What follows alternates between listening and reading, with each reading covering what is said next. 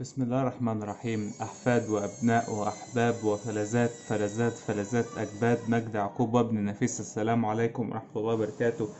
أهلا بكم في حلقة جديدة من حلقات مادة البايوكيمستري. وصلنا للمحاضرة الرابعة في موديول الموليكولار بيولوجي، والمحاضرة الثانية في الشابتر بتاع الدي ان اي ميتابوليزم. هنتكلم النهاردة عن ايه؟ هنتكلم النهاردة على حاجة اسمها الريفيرز ترانسكريبتيز انزيم. هنتكلم فيه عن بيتركب من ايه وهو تعريفه، نعرف ازاي بيشتغل واهميته ايه. هنعرف عن حاجة اسمها التيلوميرز، وهنعرف يعني ايه تيلوميرز، بتتركب من ايه اهميتها، واهم ده كله ان احنا نعرف الانزيم اللي اسمه التيلوميريز بيتركب من ايه وايه اهميته. بعد كده نتكلم على الدي ان اي دامج والدي ان اي ريبير. كالعادة معكم دكتور ناصر الهندي مع دكتور اسلام ياسر، ويلا بينا نبدأ.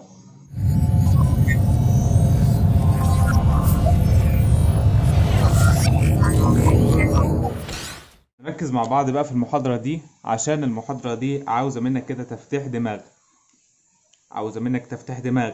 انا عارف ان هو طلب صعب، ولكن يا ريت نفتح دماغنا كده ونتخيل مع بعض عشان الدنيا تبقى لذيذة. هنتكلم عن اول حاجة اسمها الريفيرز ترانسكريبتيز انزيم. الريفيرز ترانسكريبتيز انزيم له اسم تاني، اسمه ال RNA dependent DNA polymerase enzyme. يبقى حاجة اهو بقول لك ان الريفيرز ترانسكريبتيز انزيم ده هو انزيم اسمه ريفيرز ترانسكريبتيز، له اسم تاني اسمه RNA dependent DNA polymerase enzyme. تحفظ الاسم ده عشان بعدين هقول لك ان في حاجة تانية اسمها DNA dependent RNA، فعشان ما تتلخبطش من البداية اهو. الريفيرز ترانسكريبتيز بما انه بيبدأ بحرف الار فيبقى RNA dependent DNA بوليميريز انزيم، لان زي ما قلت لك في انزيم تاني هيبقى اسمه DNA dependent RNA. فلاحظ الفرق، ريفيرز ترانسكريبتيز RNA. تمام؟ طيب يعني انت عاوز تقول لي ايه في الانزيم ده؟ قبل ما اقول لك الانزيم ده بيعمل ايه، انا عاوز اقول لك ان في الخليه بتاعت الايوكاريوتيك سيل اللي هي الخليه بتاعتنا، الدي ان ايه هننسخ منه تتابع ونحوله ل RNA، والار ان ايه هيترجم لبروتين. دي المراحل بتاعه تكوين اي بروتين تحتاجه الخليه. وجدوا ان في بعض الفيروسز لقوا ان الجينات بتاعتها محمولة على ار ان ايه وليس الدي ان ايه. ما هو احنا فينا دي ان ايه والار ان ايه؟ لا، احنا فينا دي ان ايه. ففي الفيروسات قالك الجينات بتاعتهم بدل ما هي محمولة زينا كده على الدي ان ايه، لا، ده محمولة عندهم على الار ان ايه. طب قال لك طب ما احنا كده عشان الفيروس يكون بروتين فلازم في خطوة في النص وبعد كده نكون بروتين. فقال لك الفيروسات دي ار ان ايه انسخ منها دي ان ايه، وهنعرف ازاي، ومن الدي ان ايه هات منها البروتين. فالانزيم اللي هيحول الار ان ايه لدي ان ايه اسمه ريفيرز ترانسكريبتيز انزيم. تعال بقى نفسر الاسم. هو ريفيرز دي يعني عكسي، ريفيرز دي يعني عكسي، وترانسكريبتيز اللي هو عمليه النسخ، يبقى عكس النسخ. ايوه فعلا، ما هو عكس النسخ. ما هو النسخ بيحصل ان الدي ان ايه يتحول لار ان ايه والار ان ايه يتحول لبروتين. طب لما نعكس النسخ فيبقى الار ان ايه يتحول لدي ان ايه والدي ان ايه يتحول بروتين بالمنظر اللي انت شايفه ده. فسموا الانزيم اللي بيحول الار ان اي لدي ان ايه، واللي المفروض ده عكس الطبيعه، سموه ريفيرس ترانسكريبتيز انزيم او ار ان اي ديبندنت دي ان ايه بوليميريز انزيم. وسموا الفيروسات اللي الخطوه دي فيها معكوسه سموها ريترو. ريترو برضو يعني معكوس. يبقى الفيروسات دي سموها ريترو فيروس. ليه؟ لان الجينات فيها محموله على الار ان اي وليس الدي ان ايه، وبالتالي الار ان ايه اتنسخت لدي ان ايه وده عكس الطبيعي، فسموها ريترو فيروس. وسموا الانزيم اللي بيعمل كده ريفيرس ترانسكريبتيز انزيم، انزيم عكس النسخ، او اللي هو بنسميه في ثالثه ثانوي كده انزيم النسخ العكسي. انزيم النسخ العكسي. فهمت الفكره كلها على بعضها؟ طيب الانزيم ده بقى مفيد ايه بالنسبه عن الفيروس؟ هو مفيد لايه؟ يعني الخطوه دي كده مفيده لايه؟ فقالك والله احنا كل اللي قلناه لحد دلوقتي، بس عشان ما تتوهش مني، قلت لك ان في عندك نوعين من الخلايا، اليوكاريوتيك اللي هي الخلايا بتاعتنا بالمحتوى الجيني عندنا محمول على دي ان اللي هو الشريطين. فالدي ان ايه بتتنسخ جزء منه الار ان ايه، والار ان ايه بيتكون بروتين، والبروتين بتستخدم في الخليه. لكن تلاقوا ان بعض الفيروسات المحتوى الجيني بتاعتها محمول على ار ان ايه. بقول لك خلاص احنا نحول الار ان اي لدي ان اي، والدي ان اي نجيب منه بروتين، عكس الايه، عكس النسخ اللي بيحصل في الانسان. فجابوا انزيم اسمه ريفيرس ترانسكريبتيز انزيم، اللي هو انزيم النسخ العكسي. ليه سميناه انزيم النسخ العكسي؟ لان هو بيشتغل في الخطوه دي اللي هي عكس الخطوه دي. وسموا الفيروسات اللي بيحصل فيها الكلام ده ريترو فيروس. ريترو فيروس. طيب الكلام ده بقى بيفيد في ايه في الفيروس؟ يعني الانزيم ده مفيد لايه في الفيروس؟ قالك والله مفيد ان اول حاجه ان هو بيخش الانزيم مثلا هو ريفيرس ترانسكريبتيز بيخش على الار ان اي والدي ان اي، والدي ان اي بيكون بروتين، فالبروتينات دي مهمه في الريبليكيشن اللي هو التكاثر والتضاعف بتاع الفيروس. او ان الار ان اي يستخدم الريفيرس ترانسكريبتيز عشان يحوله لدي ان اي، والدي ان اي بتاع الفيروس يعمل حاجه اسمها انتجريشن مع الهوست دي ان اي. واحده واحده. انت في عندك هوست اللي هو انا وانت والناس اللي منورينا ورا، فده الهوست اللي هو الانسان. الانسان ده هيقوم داخل عليه فيروس، يبقى فيروس يخش يصيب الانسان. فالفيروس ده فيه زي ما قلنا كده ار ان اي، والهوست ده فيه دي ان اي. فعشان الار ان اي ليس له الاحقيه انه يعمل انتجريشن مع الدي ان اي، فلازم الار ان اي باستخدام الريفرس ترانسكريبتيز يتحول لدي ان اي، والدي ان اي ده بيعمل انتجريشن، يعني يندمج مع الدي ان اي بتاع الهوست، وبالتالي الفيروس بيسيطر على الهوست. الفيروس بيسيطر على الهوست بقى بالجين اكسبريشن بتاعته، وبيبوظ الخليه بكل حاجه. تمام. تمام. يبقى الفيروس والهوست ايد واحده. الفيروس اخد الهوست، والفيروس استولى على الهوست عن طريق ان هو حول الار ان اي بتاعه باستخدام الريفرس ترانسكريبتيز للدي ان اي، والدي ان اي التحم مع الدي ان اي بتاع الهوست. وصلت كده الجزئيه دي؟ طيب ازاي بقى الريفرس ترانسكريبتيز بيحول الار ان اي لدي ان اي؟ بص معايا كده وفوق لي عشان هقول كلام مهم. ده الار ان اي بتاع الفيروس، يبقى ده الار ان اي بتاع الفيروس اهو. الار ان اي بتاع الفيروس ده هيشتغل عليه الريفرس ترانسكريبتيز انزيم بتاعنا الجميل. فايه اللي هيحصل؟ قالك مش هو شريط من الار ان اي؟ الريفرس ترانسكريبتيز ده هيجيب قواعد، هيجيب مثلا كده اي تي بي وجي تي بي وسي تي بي وال تي تي بي. هيبدأ يجيب القواعد دي، ويبدأ ان هو يبني على الشريط بتاع الار ان اي ده، يبني شريط من الدي ان اي. كل ده في الفيروس. يبقى الريفرس ترانسكريبتيز، لو تفتكر كده لو تفتكر كده الريبليكيشن في المحاضره اللي فاتت قلت لك ان في عندك حاجه اسمها دي ان اي بوليميريز 3.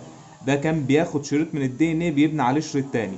فقال لك الريفرس ترانسكريبتيز ده هيشتغل نفس الدي ان اي بوليميريز 3، ولكنه هيشتغل بقى على الار ان اي، فيبدا يبني على الشريط بتاع الار ان اي ده شريط من الدي ان اي. فبقى الوقت في الفيروس ار ان اي ولازق فيه دي ان اي. يبقى دي الخطوه الاولى، ان هو بنى عليه شريط من الدي ان باستخدام طبعا دي. يعني مثلا لو كان في الار ان هنا مثلا A، فده يقوم حاطط T، ولو كان هنا مثلا U لان مفيش في الار ان T فهو يحط A، وهنا G يبقى هنا C، وهنا G يبقى هنا، وهكذا. يبقى يبني بالتكامل بتاع القواعد، يبني شريط. طيب وبعدين قال لك بعد كده بيقوم يشتغل انزيم اسمه الار ان ايز اتش. ماله الار ان ايز اتش ده؟ قال لك يقوم جاي الانزيم بتاع الار ان ايز اتش ده ويقوم مكسر لك الار ان اي، فالناتج يبقى شريط واحد من الدي ان اي. واحده واحده. يبقى الار ان اي بتاع الفيروس اجى الريفرس ترانسكريبتيز وبنى عليه شريط من الدي ان اي. خد بالك ايه الفرق بين الار ان والدي ان اي؟ ان الار ان فيه يوراسيل، والدي ان اي بدل يوراسيل فيه ثايمين. فالشريط بتاع الار ان اي ده اتبنى عليه شريط من الدي ان اي، وبعد كده اشتغل عليه انزيم اسمه الار ان ايز اتش. الار ان ايز اتش ده قام مكسر الار ان اي، فبقى الناتج شريط واحد من الدي ان اي. وبعد كده قام داخل على الشريط بتاع الدي ان اي ده ايه؟ قام داخل عليه الدي ان اي بوليميريز 3. فالدي ان اي بوليميريز 3 ده قام داخل على الدي ان اي. فبذمتك مش الدي ان اي بوليميريز 3 ده بيبني من الشريط بتاع الدي ان اي يقوم باني عليه شريط كمان من الدي ان اي، وبالتالي الناتج عندك بقى لولب مزدوج من الدي ان اي، بقى دبل هيليكس من الدي ان اي، فتحول الار ان اي الى دي ان اي. يا سلام. فيقوم بقى الدي ان اي ده مصيره حاجتين، يا اما يكمل ويكون البروتين وبالتالي يستخدم في الفيروس في ريبليكيشن، او الدي ان اي ده يقوم رايح مختلط مع الدي ان اي بتاع الهوست ويحصل معاه انتجريشن ويسيطر الفيروس على الهوست. وصل كده؟ بس ده كل اللي عاوزك تعرفه على الريفرس ترانسكريبتيز. يبقى الريفرس ترانسكريبتيز باسم تاني اسمه ار ان اي ديبندنت دي ان اي بوليميريز انزيم. الخليه الطبيعيه دي ان ار ان اي كمان بروتين، لكن في بعض الفيروسات سموها ريترو فيروس. اتلاقوا ان الخطوه الاولى معكوسه، ان الجينات محموله على الار ان اي، فقاموا جايبين من الار ان اي دي ان اي، والدي ان اي اتحول لبروتين. وبالتالي بما ان الخطوه الاولى معكوسه فسموا الانزيم اللي بيعمل الكلام ده الريفرس ترانسكريبتيز، انزيم النسخ العكسي. طب ده له اتنين فيت، يعني له مصيرين، يا اما يكمل الدي ان اي يكمل بروتين وبعد كده يساعد في الريبليكيشن، يا اما ان هو يختلط مع الهوست ويسيطر عليه ويعمل انتجريشن. طب ايه بقى الستبس؟ قالك والله الار ان اي بتاع الفيروس بيشتغل عليه الريفرس ترانسكريبتيز، بيبدا يبني على الار ان اي شريط من الدي ان اي، يقوم جاي انزيم اسمه الار ان ايز اتش. الار ان ايز اتش ده يقوم مكسر الشريط بتاع الار ان اي، ويقوم الدي ان اي مشتغل عليه الدي ان اي بوليميريز 3، ويقوم جاي الدي ان اي بوليميريز 3 ده باني شريط على الدي ان اي ده، فيحولوا اللولب مزدوج من الدي ان اي ويلفوا حوالين بعضه، والفيت بقى بتاعته يا اما يختلط مع الهوست يا اما يكمل البروتين، والبروتين يستخدم في الريبليكيشن. تمام. ايه هي الوظيفه بتاعت الريفرس ترانسكريبتيز؟ الريبليكيشن اوف ذا ريتروفيروس، الانتجريشن اوف ذا ريتروفيروس دي ان اي مع مع طبعا الدي ان اي بتاع الهوست. كمان بيستخدم في حاجتين لسه هنقولهم بعدين، واحده هقولها لك دلوقتي وواحده هقولها لك بعدين. بيستخدم في حاجه اسمها تيلومير، وده هقولها لك دلوقتي، وبيستخدم في حاجه هقولها لك بعدين اللي هو الريكامبننت دي ان اي تكنولوجي، اللي هو تكنولوجيا الدي ان اي معادله الاتحاد. ده هنتكلم عليه بعدين، لكن اللي هكلمك عنه دلوقتي هو التيلومير. كده خلصنا من اول جزء. تاني جزء معانا بقى اللي هو بنسميه التيلومير. ايه بقى التيلومير دي؟ عاوزك بقى تفتح دماغك كده بدل ما اجي افتحها لك. انت فتحت دماغك في ريفرس ترانسكريبتيز وبفضل الله تكون انت فهمته. خلينا دلوقتي نتكلم بقى على التيلومير. ايه هو الديفينيشن بتاع التيلومير؟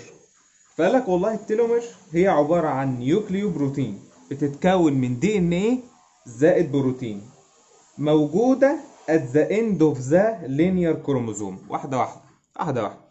ادى الكروموزوم اهو، ده كروموزوم. بيقول لك ان التيلومير دي هي عباره عن اطراف الكروموزوم، يعني الطرف ده كده مثلا والطرف ده كده مثلا، الحته دي كده والحته دي كده والحته دي كده والحته دي كده، دي بنسميها اطراف الكروموزوم. فقال لك اطراف الكروموزوم دي سميها تيلومير. واحده.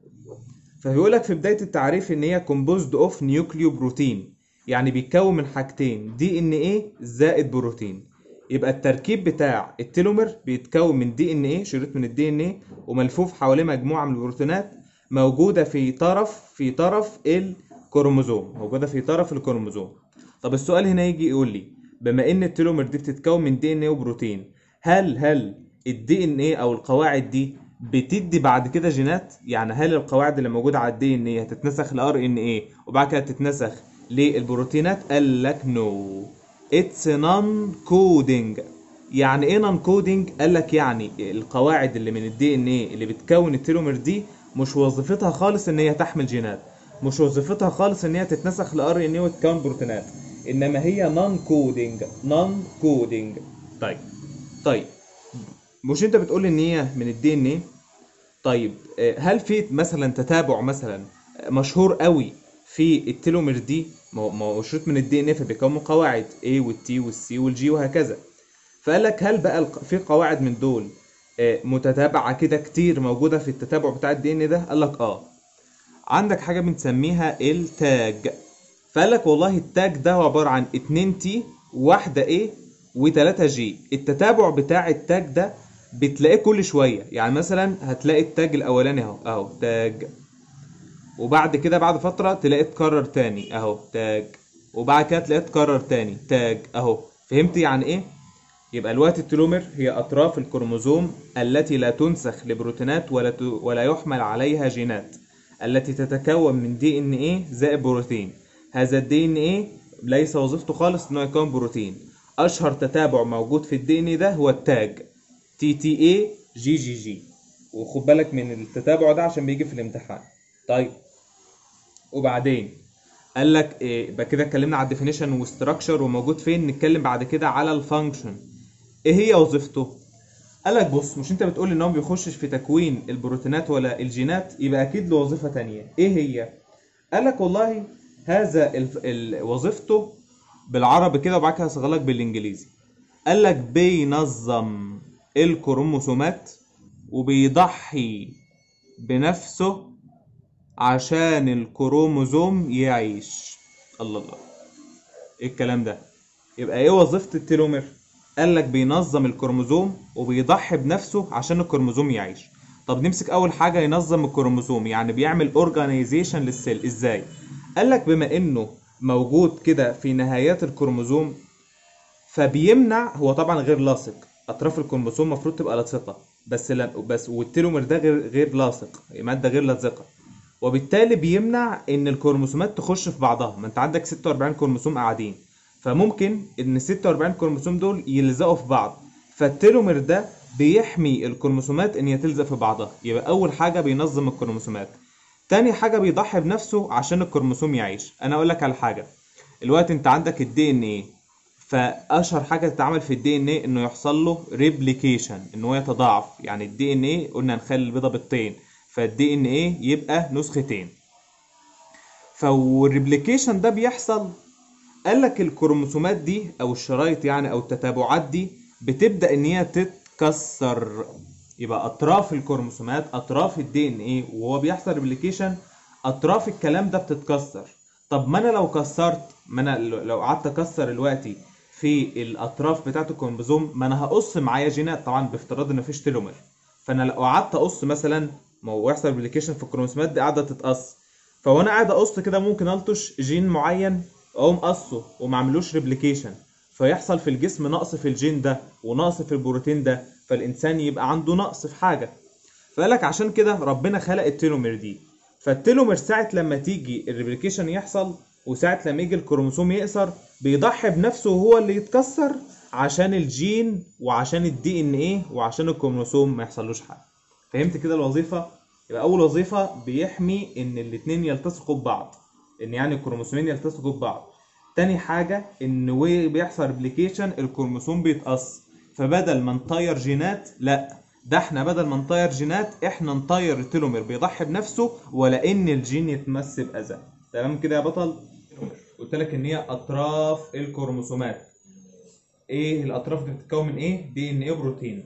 الدي ان ايه اكتر تتابع مشهور فيه تاج تي تي اي جي جي جي. هل ده بيمثل انزيم؟ هل ده بيمثل بروتين؟ هل ده بيمثل جين؟ الاجابه لا، هو نون كودنج. طب طالما هو ما بيعملش كده، فايه وظيفته؟ وظيفته ان هو ينظم الكروموسومات جوه الخليه بحيث انها ما تلزقش في بعضها. تاني حاجه لما يحصل ريبليكيشن هو اللي بيضحي بنفسه وبيتقص، ولا ان الكروموسوم يتقص ولا ان الجين يتقص. طيب النقطه اللي بعد كده في التيلومير اكلمك عن حاجه اسمها التيلوميريز. من اسمه تيلوميريز ده قالك هو اللي بيصنع التيلومير. تمام؟ يبقى وات از ذا تيلوميريز؟ قالك التيلوميريز ده هو الانزيم اللي بيصنع التيلومير. هو الانزيم اللي بيصنع التيلومير. طيب بيتكون من ايه بقى التيلوميريز؟ مش التيلومير ده كان بيتكون من دي ان وبروتين؟ قالك التيلوميريز بقى يتكون من ار ان ايه وبروتين. يبقى في وجه المقارنه كده ان ان التيلومير بيتكون من دي ان وبروتين، بينما التيلوميريز بيتكون من ار ان ايه بلس بروتين. طيب يبقى ده كده عرفنا التركيب وعرفنا وظيفته، ان هو المسؤول عن السنسز اوف ذا تيلومير. طيب بص بقى فهمك حاجه، ما سألتش نفسك كده ليه لما الإنسان بيكبر شعره بيقع أو شعره بيبيض أو شعره حتى ما عادش بيطول، لو قصه خلاص ما عادش هيطول؟ ما سألتش نفسك في يوم ليه البشرة بتتجعد؟ ما سألتش نفسك في يوم ليه لما الإنسان يكبر مفاصله بتبوظ ومفاصله بيحصل فيها خشونة؟ الإجابة بتاعت كل الكلام ده إن زي ما أنت فاهم الجينات دي كلها، ما هو خد بالك الجينات بتكون بروتينات، البروتين مسؤول عن إن البشرة تتشد اللي هو الكيراتين أو أي حاجة من دي يعني. البروتين بتاع السائل الزلالي اللي هو بيخش إن المفاصل ما يحصلهاش خشونة، البروتين بتاع لون الشعر، البروتين بتاع طول الشعر. فكل دي بروتينات محمولة على جينات موجودة على الدي ان ايه. فالكروموسوم طول ما هو سليم فالجينات دي سليمة. قال لك بقى مع العمر التلوميريز ده اهو بيبدأ يقل، يبقى باي ايدج التلوميريز اللي هو الانزيم اللي بيصنع التلومير يقل، فالتلومير التصنيع بتاعها يقل، وبالتالي الكروموسوم ما يبقاش فيه خالص تلومير، فيجي يحصل ريبليكيشن فيقوم الكروموسوم مقصوص، فالقصه بتاعت الكروموسوم دي تقوم اخده معاها جينات وهي طايره، فيلطش بقى مع الجين بتاع لون الشعر مثلا، واللون الاسود يروح واللون الابيض هو اللي يبقى موجود. يلطش مع الجين اللي بيصنع البروتين بتاع السائل الزلالي، فالجين اتقص فما يكونش السائل الزلالي، فالسائل الزلالي في الجسم يقل وبالتالي المفاصل يحصل فيها خشونه وهكذا.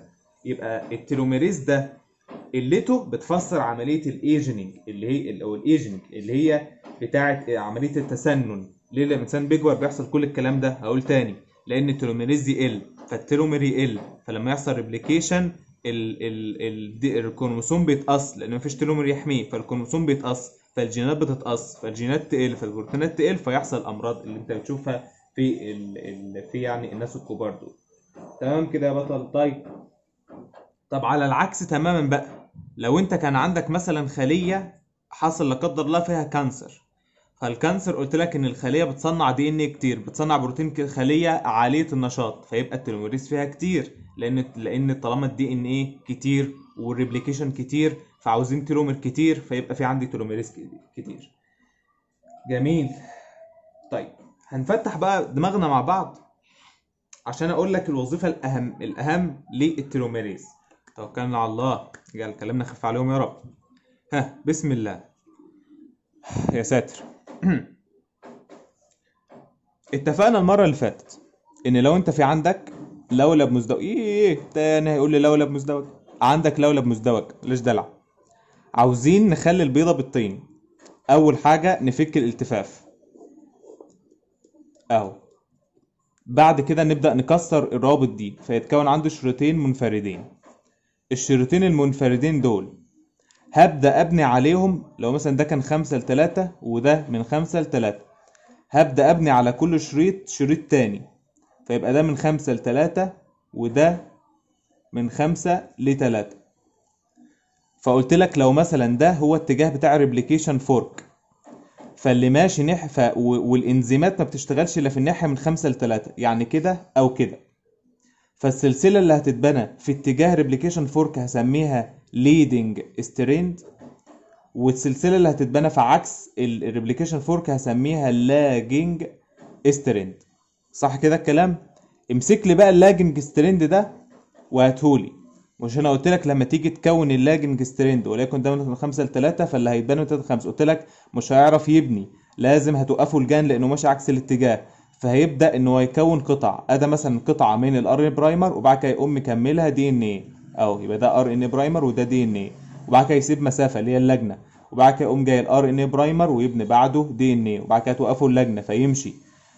فبص بقى كده، في العاده هتلاقي ان اخر جزء اللي هو ده وهو بيتبنى هيجي البرايميز اللي بيحط البرايمر ده ويقول لك الجزء ده قليل جدا، انا مش هعرف ابني ار ان برايمر لان المسافه الحته اللي هبني فيها قليله، فانا مش هعرف ابني ار ان اي برايمر، وفي نفس الوقت لو انا حتى بنيت الدي ان ايه بوليميريز عشان يجي يبني بعدي هيبني على ايه؟ ما هو فاضت خلاص، ما هو فوق كده مفيش حاجه، فانا هبني على ايه؟ ففعلا لقوا فعلا ان الموضوع ده بيحصل في الجسم. فتيجي بقى هنا وظيفه الريفيرس ترانسكريبتيز واحده واحده بقى، يبقى انت فهمت المشكله ان انا وانا بكون اللاجنج انا بكون قطع، فجيت عند اخر الشريط اتلاقيت المسافه قليله جدا، انا مش الشريط البرايميز بيتكلم نفسه بيقول لا، ما انا مش هعرف احط الار ان برايمر اللي انا بحطه في الحته الزخنقه دي، حتى لو انا حطيتها في الحته الزخنقه دي الدي ان اي بوليميريز 3 لما يجي يبني بعدي مش هيعرف يبني لان الحته صغيره والشريط خلص، فانا هعمل ايه؟ فقال لك بقى بص معايا، هنعكس بقى بس الكلام، هنخلي بس الاتجاه كده عشان اعرف اشرح. فقلنا مثلا وليكن مثلا ده الشريط اللي اتبنى ودي طبعا متقطع واخر حته مش عارفين نبنيها، ده طبعا شريط من الدي ان ايه، وده برده شريط من الدي ان ايه بيتبنى عليه دي ان ابلكيشن عادي جدا. يجي هنا بقى انزيم التيلوميريز، وقلت لك ان انزيم التيلوميريز ده بيتكون من حاجتين، من ار ان ايه وبيتكون بروتين. البروتينات اللي موجوده دي من وسطها انزيم، احنا الانزيم هو بروتين. الانزيم اللي موجود في التيلوميريز اسمه ريفيرس ترانسكريبتيز. لا الدنيا لخبطت. لا لخبطت ولا حاجه والله. ركز معايا. انا في البدايه كلمتك على ريفيرس ترانسكريبتيز، بعد كده كلمتك على التيلوميريز. التيلوميريز بيتكون من ار ان اي، شريط من الار ان اي، تتابع من الار ان اي وبروتين. من ضمن البروتينات اللي موجوده في تركيب التيلوميريز انزيم. الانزيم ده اسمه ايه؟ اسمه ريفيرس ترانسكريبتيز، اللي هو اللي احنا اتكلمنا عنه في الاول. واحده واحده كده، خليك مركز معايا. طيب، فيبدا التيلوميريز يخش على الجزء ده اللي هو بيتكون اصلا من ار ان اي. فيبدا الار ان اي تتكامل مع الحته دي من الدي ان اي. يبقى يبدا الشريط هنا من الار ان اي اهو، اللي هو الشريط بتاع الانزيم. فيتحط الشريط بتاع الانزيم هنا دلوقتي ار ان اي، يتكامل مع القواعد دي. تمام؟ يبقى هو الار ان اي يتكامل مع القواعد اللي موجوده هنا دي. ركز معايا كده واحده واحده. طيب، وبعد كده لما الار ان اي الشريط ده يتحط والدي ان اي فوق، ده اخره، ده اخر الشريط بتاع الدي ان اي، وده الار ان اي مكمل بتاع الانزيم. فقال لك ده انزيم التيلوميريز. فبما ان داخل مع انزيم التيلوميريز في تكوينه يعني الريفيرس ترانسكريبتيز، والريفيرس ترانسكريبتيز ده كان كل وظيفته ان هو هياخد شريط من الار ان اي ويبنى عليه شريط من الدي ان اي. طب هل الكلام ده منطبق هنا؟ طبعا. ادى الار ان اي، فيبدا يبني على الشريط بتاع الار ان اي ده، يبدا يبني هنا شريط من الدي ان اي. اوبا، شفت العظمه؟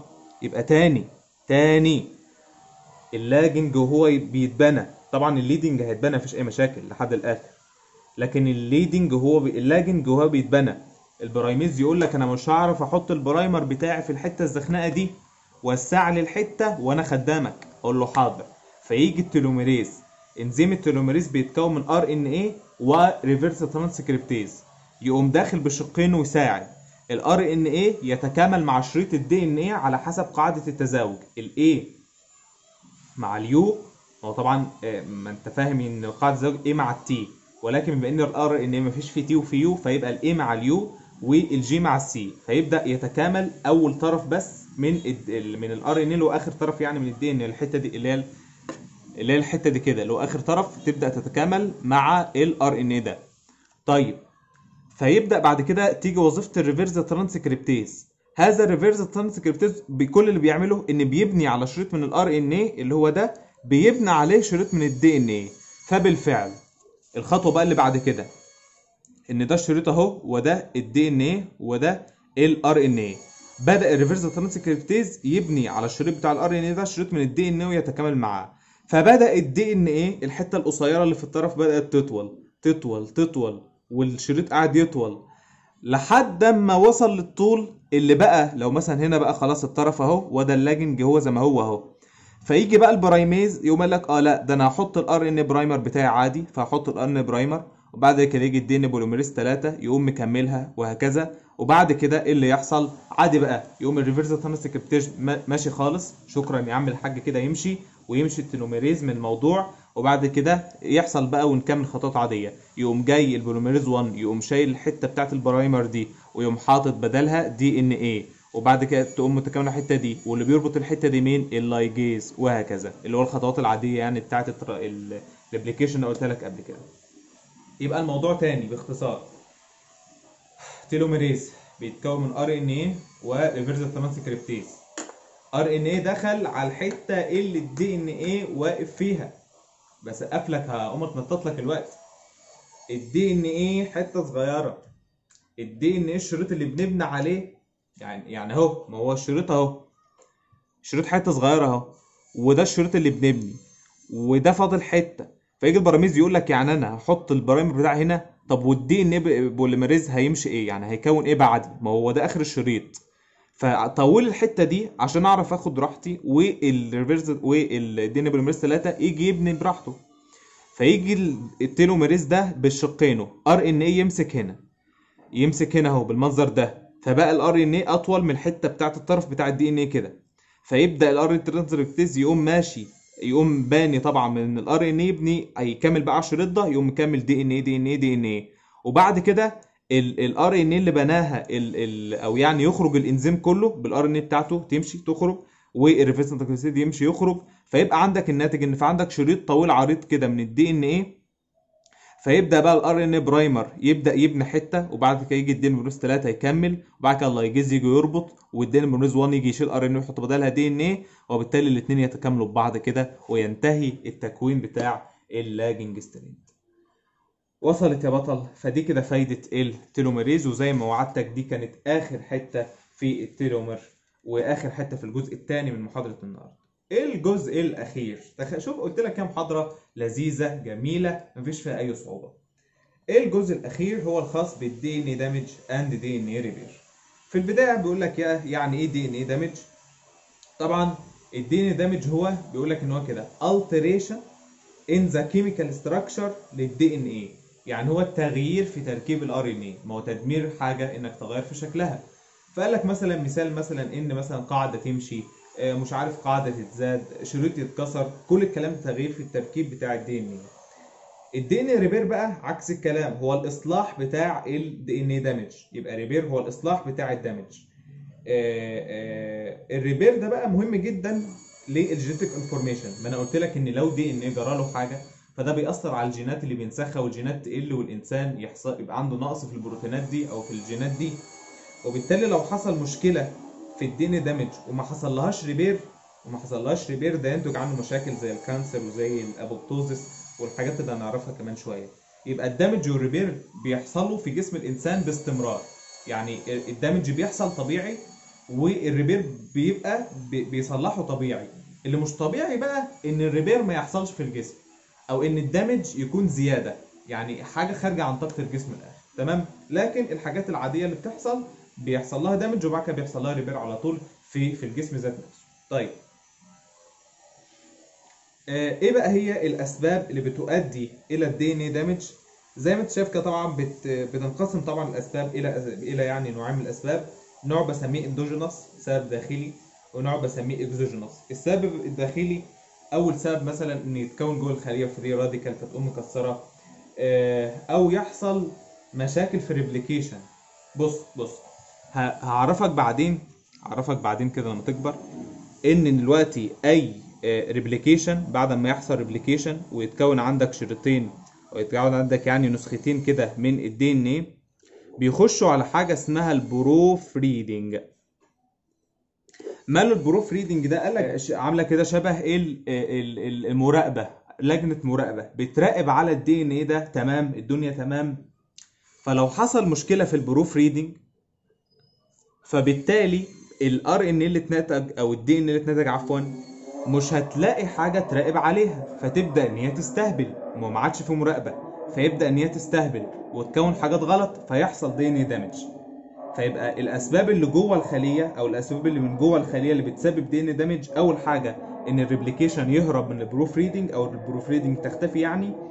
تاني حاجه ان تتكون جوه فري راديكال وتقوم مدمره الخليه. او ممكن تكون اسباب خارجيه زي الالترا فايروت ريز او الاكس راي، او حتى الالكترومagnetic ويفز اللي بتخرج من التليفون وانت نايم، بيخرج منه موجات كده بتعمل دي ان اي دامج.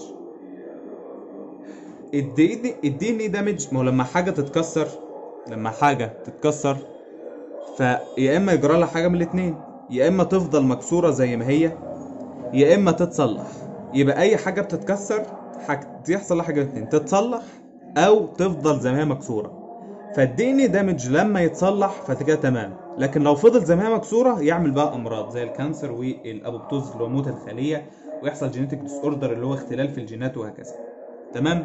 يبقى احنا كده اتكلمنا يعني ايه دي ان اي دامج، يعني ايه دي ان اي ريبير، كلمتك ايه هو اسباب الدمج سواء كان داخليه ولا خارجيه، وعرفتك ايه اللي هيحصل للدي ان اي دامج ده سواء كان اتكسر او فضل مكسور يعني او اتصلح يعني. فكل ما عليا حالا ان انا اقول لك ايه هي الانواع بتاعه الدمج، يعني الدمج ده لما بيحصل بانهي صوره وباي شكل، واقول لك بقى بنصلحه ازاي. فنبدا كده بالتايبس بتاعه الدي ان ايه دامج. ايه هي انواع التكسير بتاع الدي ان ايه؟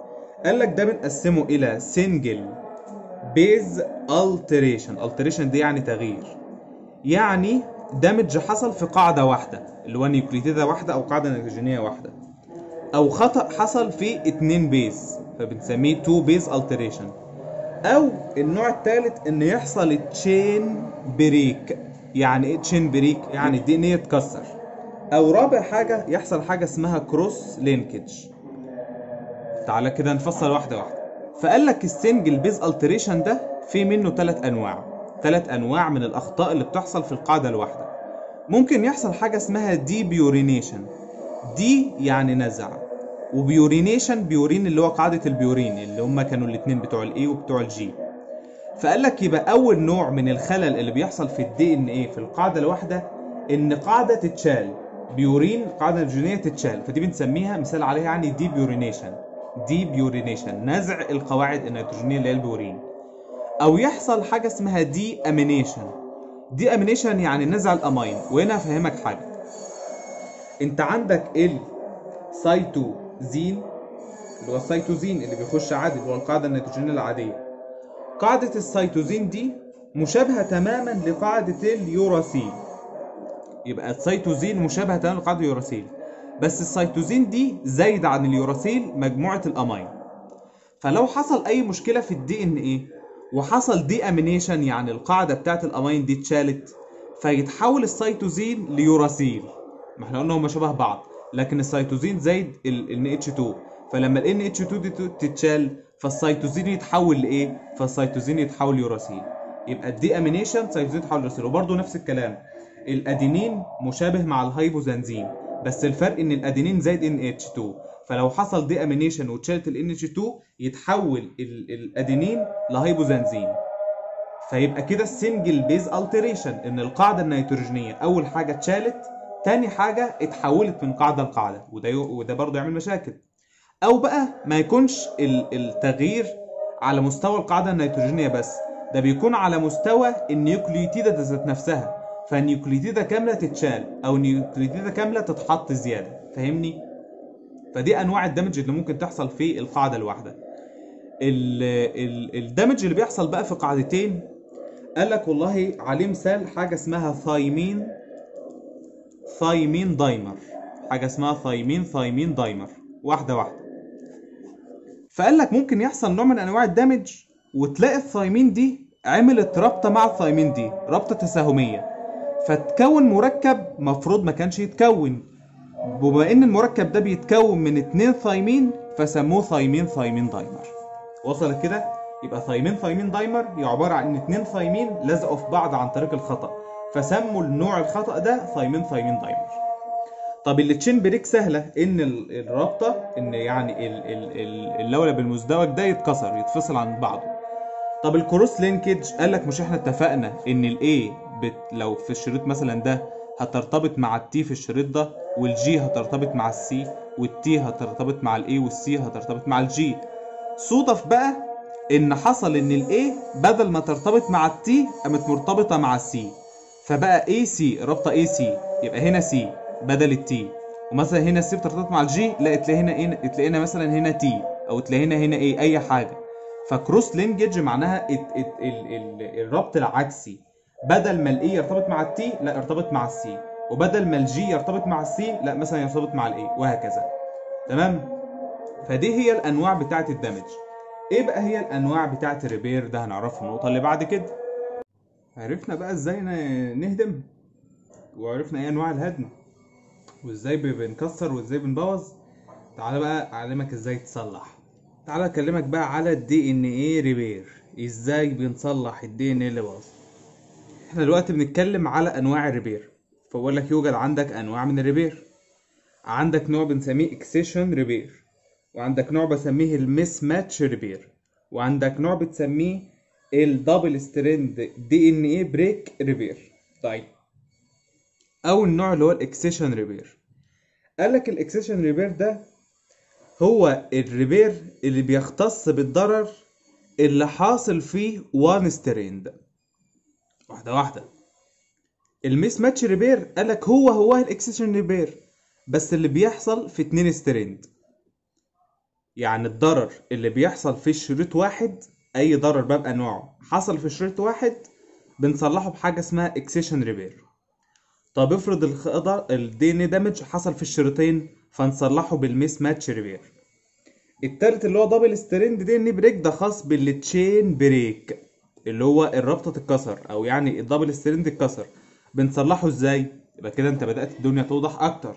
يبقى الاكسيشن ريبير بيصلح انواع الضرر اللي بتحصل في شريط واحد، وهنفهم دلوقتي بالتفصيل ازاي. الميس ماتش ريبير بيصلح انواع الضرر اللي بتحصل في الشريطين، يعني يكون الضرر واقع على الشريطين.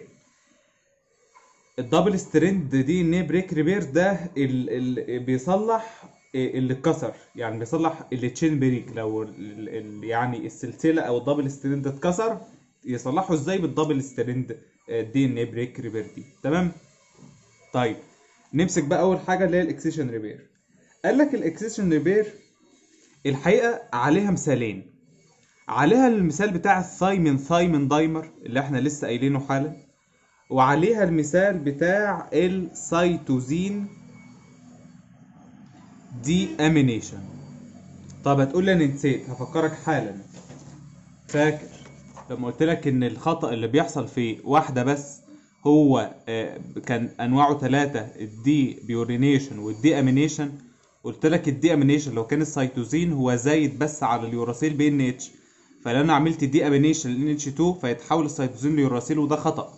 وبالتالي الاول نوع اللي هو الاكسيشن ريبير اللي هو ده بيصلح الدي امينيشن بتاع السيتوزين اللي بيتحول ليوراسيل، وهيصلح بتاع الثايمين دايمر اللي هو الثايمين لما ارتبطت عن طريق الخطأ مع الثايمين اللي تحته فتكون ثايمين دايمر.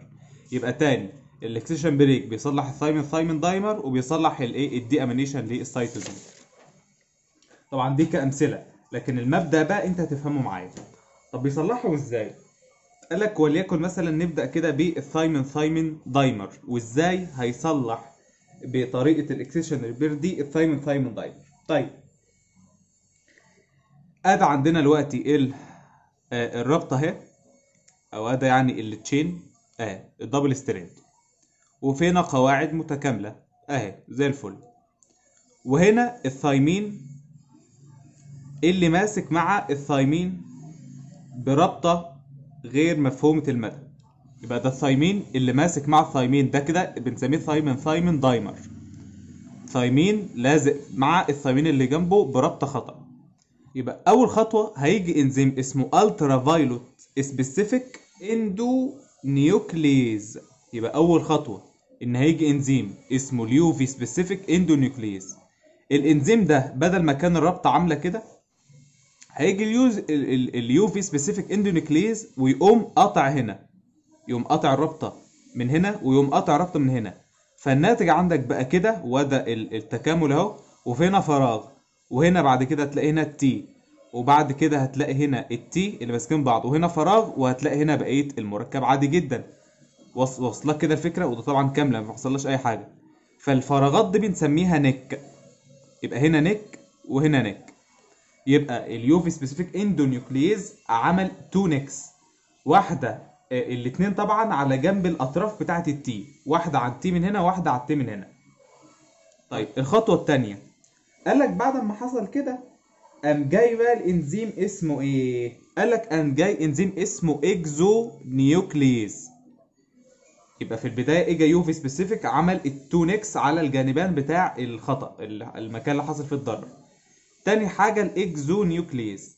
الاكسو نيوكليز بقى، ما طبعا التي دي كانت مرتبطه هنا مع ايه وهنا مع ايه، يعني لسه مرتبطه مع الرابطه دي. فلك الاكزو نيوكليز بدل ما الشكل عامل كده، لا يبقى الشكل عامل كده. ده الترابط اهو، وهنا فاضيه خالص، وهنا الترابط، وهنا دي، وطلع بره الجزء ده. يبقى الاكزو نيوكليز قام اخد الجزء بتاع الاتحاد ده وطلع بره، فبقى هنا الايه وبقى هنا الايه زي ما هي، والحته دي كده بقت فاضيه، بقت فاضيه. تمام. يبقى اليوفي سبيسيفيك اندونيوكليز دخل عمل 2 نكس. طب مين اللي هيشيل الحته الضرر دي؟ قال لك الاكزونيوكليز دخل شالها. طب تالت حاجه يجي بقى الدي ان اي بلوميريز، وركز 1، يقوم جاي ال1 ده يقوم بان الحته دي، فيتحول شكل مركب لكده اهو اهو، والكل مترابط مع بعض. واصله كده الكلام؟ طيب ما هو طبعا بقى هيتكمل عادي، يعني الدي ان بوليميريز 1 هيجي يملى الحته دي كده، وبعد كده هيفضل هنا حته وهنا حته، يعني من الاخر عشان بس الحته دي بعد ما تحول الشكل كده تحول الشكل كده اهي اهي، وهنا فراغ، وهنا اتبنى تي طبيعيه، وهنا تي طبيعيه، وهنا فراغ اهو، وهنا ارتبطت مع الاي، وهنا ارتبطت مع الاي، وهنا الرابط. ده مين اللي عمل كده؟ الدي ان بوليميريز 1.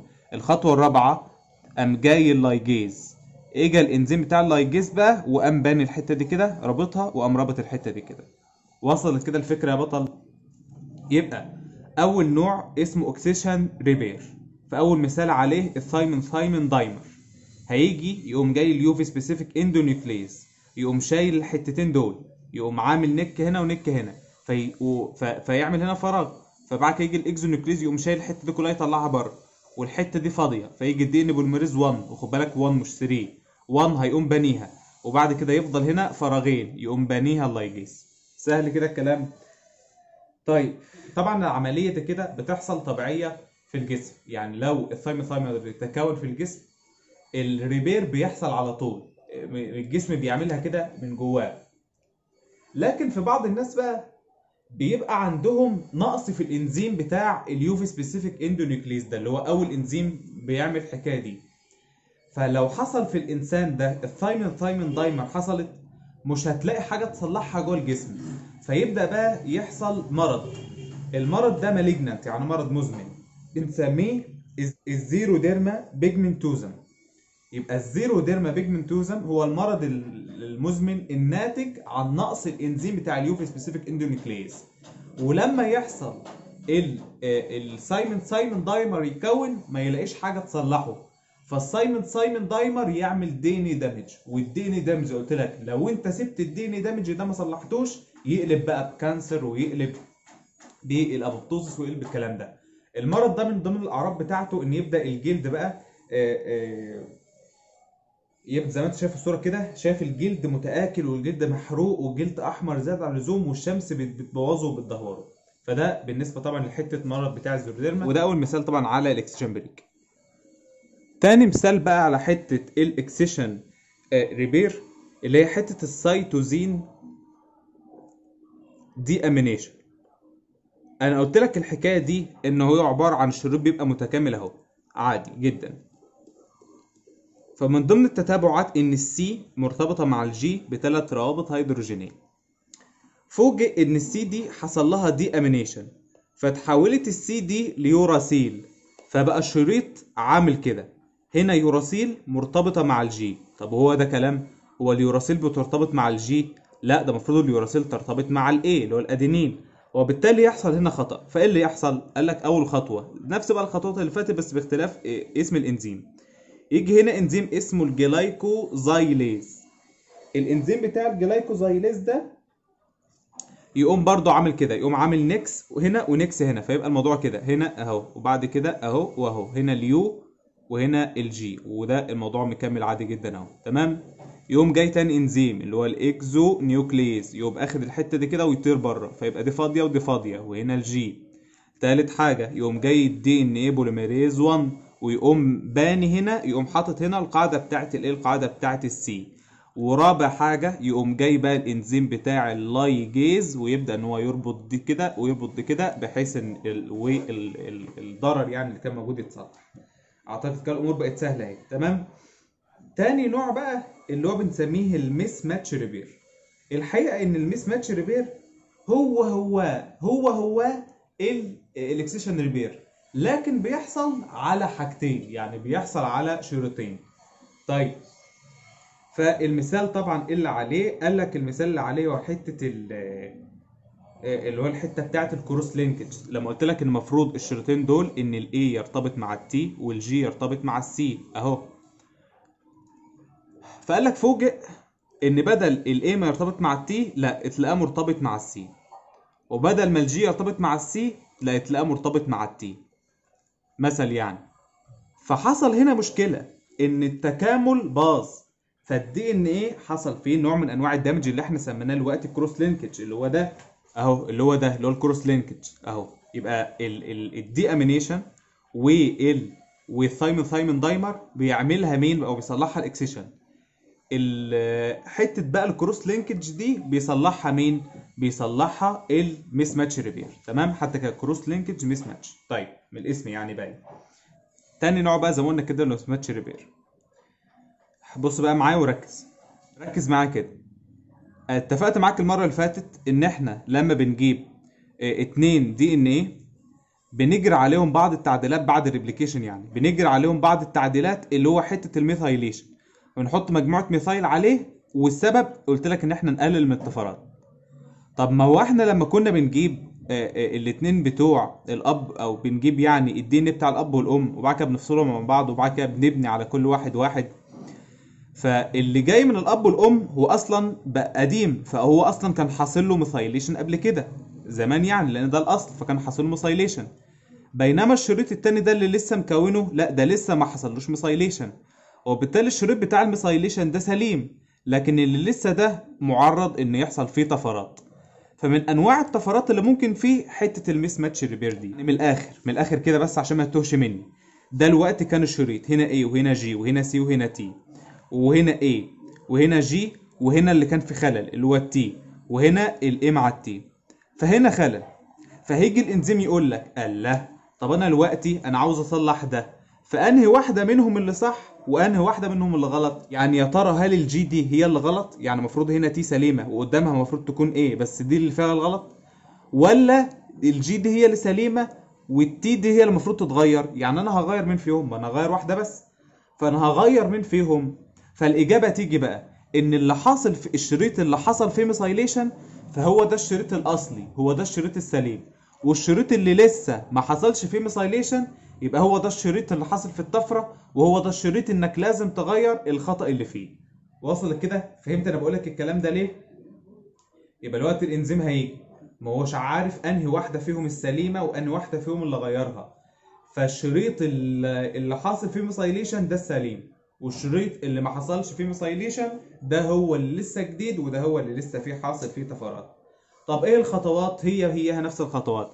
اول خطوه هيجي انزيم الاندو نيوكليز، هيقوم عامل هنا نك وعامل هنا نك، وبعد كده يجي اتنين الاكزو نيوكليز يقوم جاي شايل التي دي مطلعها بره، وبعد هيجي الدي ان اي بوليميريز 1 يقوم بانيه، يقوم حاطط بدل التي دي سي، وبعد كده يجي الخطوه الرابعه اللايجيز ويبدا ان هو يبني الحته دي ويبني الحته دي ويربطهم ببعض.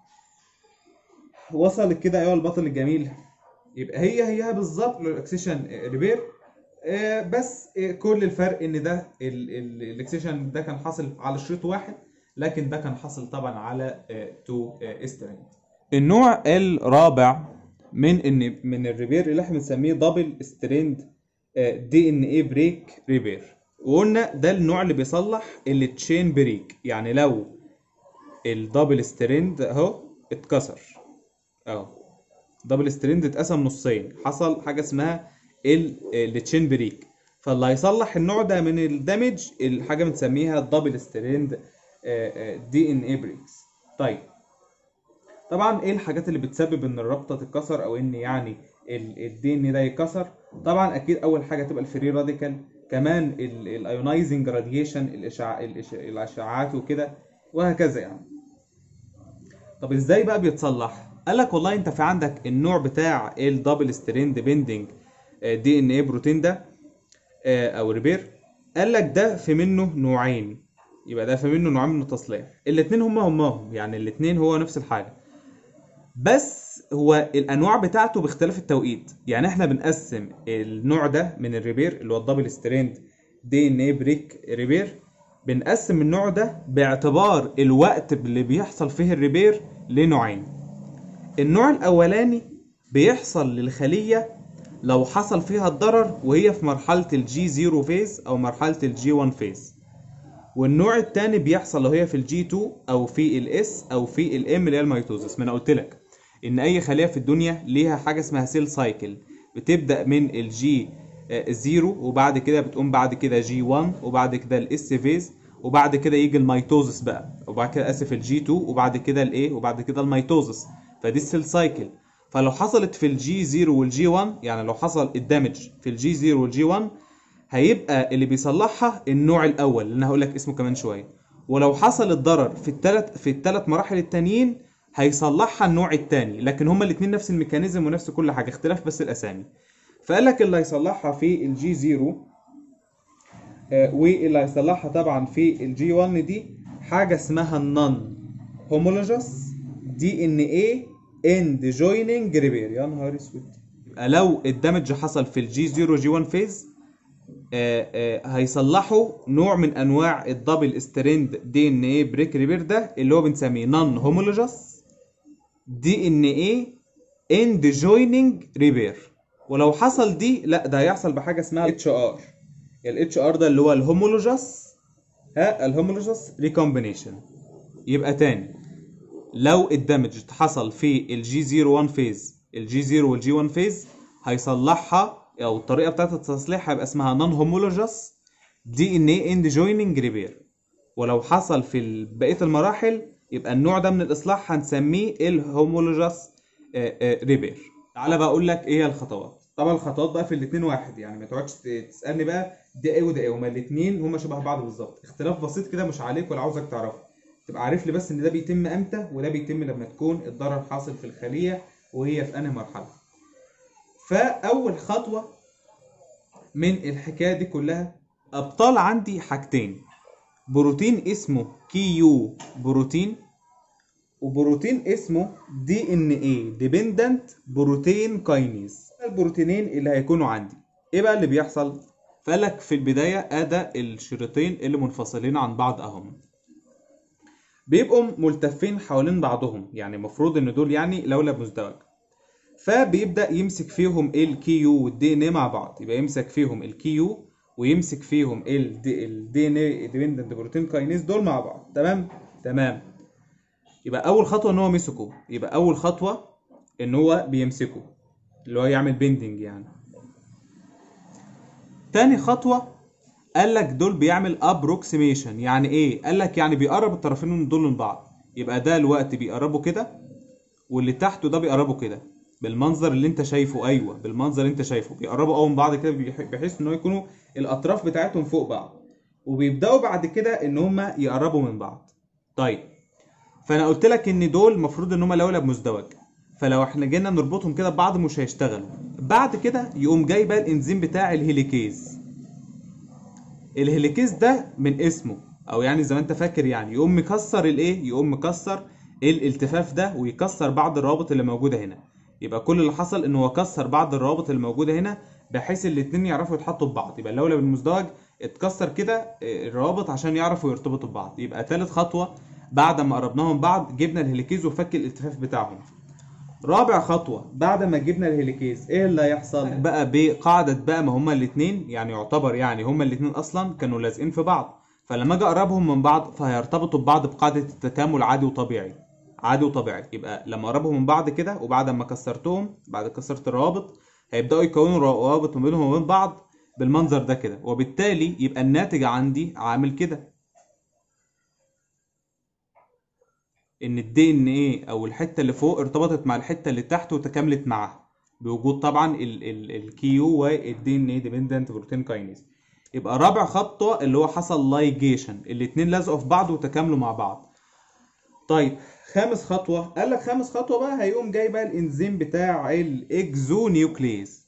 الاكزونيوكليز ده وظيفته ان هو يشيل بقى الاطراف الزياده اللي فوق دي، فلما يشيل الحته دي ويشيل الحته دي فده يقوم بيبقى شريط كامل على بعضه كده. وصلت كده يا بطل؟ تمام. بعد كده بقى الفراغات بقى لو في اي فراغات بينهم هتتملى بسادس حاجه اللي هو اللايجيز، وبعد كده يقوم متكون بقى الشريط زي الفل ومفيش فيه اي مشاكل. تمام. يبقى اول حاجه ان البروتينات بتاعتنا مسكت مع الحتتين المكسورين، بعد كده قام حصل بينهم ابروكسيميشن، فقام جاي الهيليكيز فك الالتفاف، بعد كده حصل لايجيشن تكاملوا مع بعض، فالحتة الزيادة اللي فوق دي اتشالت بالاكزونيوكليز وقاموا مربوطين ببعض، والفراغ اللي ما بينهم اتملى بالانزيم بتاع اللايجيز، وصلح هذا الضرر وهذا الخلل. فالدي ان بعد كده بقى طبعا بقى زي كعادة اي حاجة، ان لو الريبير حصل في الجسم طبيعي، لو الريبير حصل في الجسم طبيعي فالجسم يروق تمام، لكن لو الريبير ما كانش موجود وبالتالي الدمج زاد زياده عن اللزوم، فيعمل بقى كانسر ويعمل ابوبتوزس ويعمل الكلام ده كله. بس خلاص، دي كده يا بطل كانت محاضرة النهاردة. دمتم في رعاية الله وأمنه، وإلى أن نلقاكم في محاضرات أخرى. وكفاية بايع لحد كده، والسلام عليكم ورحمة الله وبركاته.